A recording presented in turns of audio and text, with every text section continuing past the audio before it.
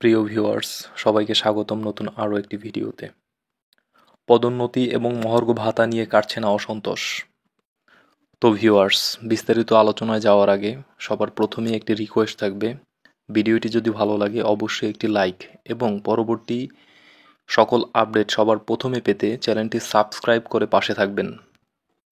পদোন্নতি এবং মহার্ঘ ভাতা নিয়ে সরকারি কর্মকর্তা কর্মচারীদের অসন্তোষ কাটছে না, বিরাজ করছে অসন্তোষ। কারণ ঝুলে রয়েছে অতিরিক্ত সচিব, যুগ্ম সচিব এবং উপসচিব পদে পদোন্নতি। ৯ মন্ত্রণালয় ও বিভাগে সচিব নেই। স্থগিত রাখা হয়েছে সুপিরিয়র সিলেকশন বোর্ডের সভা। জেলা প্রশাসকের ডিসি নতুন ফিট লিস্ট তৈরির কাজও স্থগিত রয়েছে। প্রশাসনের বিভিন্ন ব্যাচের কর্মকর্তাদের মধ্যে এসব বিষয় নিয়ে অসন্তোষ বিরাজ করছে।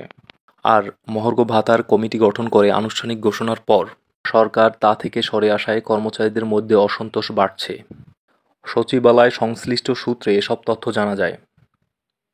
সংশ্লিষ্ট সূত্র মতে, বর্তমানে মন্ত্রণালয় ও বিভাগগুলোতে অতিরিক্ত সচিব পর্যায়ের কর্মকর্তারা সচিবের রুটিন দায়িত্ব পালন করছেন।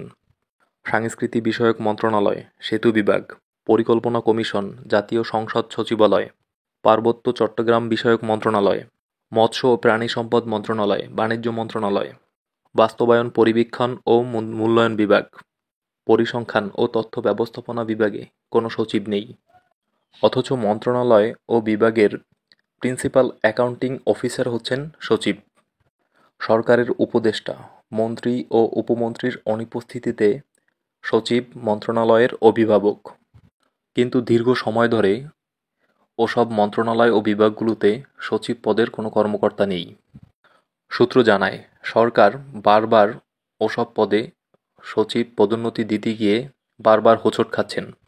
বর্তমান সরকারের সঙ্গে ঘনিষ্ঠভাবে কাজ করছে এবং বিগত সরকারের সময়ে নানাভাবে পদোন্নতিসহ নানাভাবে বঞ্চিত ও হয়রানির শিকার হওয়া কর্মকর্তাদের বিষয়েও সিদ্ধান্ত নিতে নীতি নির্ধারকরা কালক্ষেপণ করছে। ফলে প্রশাসনের উচ্চ পর্যায়ের দায়িত্বশীলদের সঙ্গে কর্মরত কর্মকর্তাদের দূরত্ব বাড়ছে। কারণ সরকারের উচ্চ পর্যায়ের দায়িত্বশীলরা প্রশাসনে কর্মকর্তাদের সন্দেহের চোখে দেখছে। তো বন্ধুরা, আজকের ভিডিওটি এ পর্যন্তই। ভালো থাকবেন সবাই।